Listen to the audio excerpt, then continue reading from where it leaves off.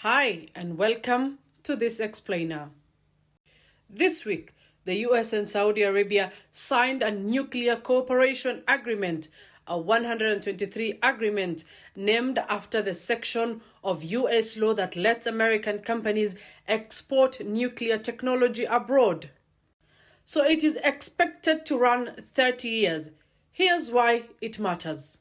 Unlike similar deals in the region, Saudi Arabia refused to accept the so-called gold standard, a commitment not to enrich uranium or reprocess spent fuel on its own soil. So those two are the two processes that can, in theory, be pushed further to produce weapons grade material. So the UAE agreed to that standard back in 2009. Saudi Arabia didn't. Instead, reporting suggests the deal allows for a possible Saudi enrichment facility down the line, pending a 2-year joint study on whether it's commercially viable.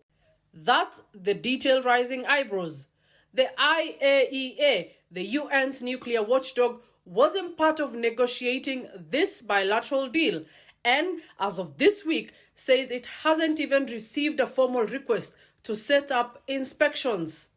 Another thing, Saudi Arabia also isn't in the nuclear suppliers group, the 48-country cartel that controls global nuclear trade. So how it actually sources enriched uranium and technology is still unclear. Now, politically, this isn't happening in a vacuum. Trump has tied the deal's progress to Saudi Arabia, joining the Abraham Accords and normalizing relations with Israel. And Crown Prince Mohammed bin Salman has said before that if Iran gets a bomb, Saudi Arabia will match it, which is exactly the arms race scenario critics like Senator Ed Markey are warning about.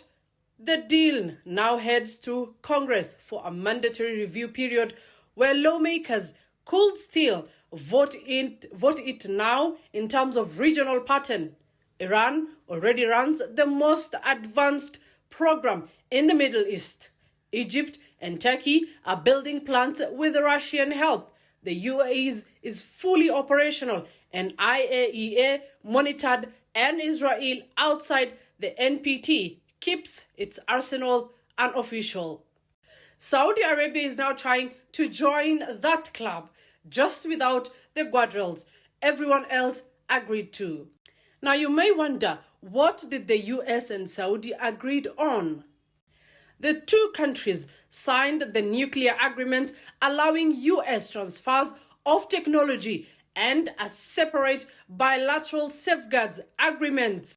Now let me tell you, or enlighten you, what Middle East countries have nuclear programs. Iran, Israel, UAE, Turkey, Egypt, and Iraq. Also, not forgetting in the extended neighborhood, Pakistan.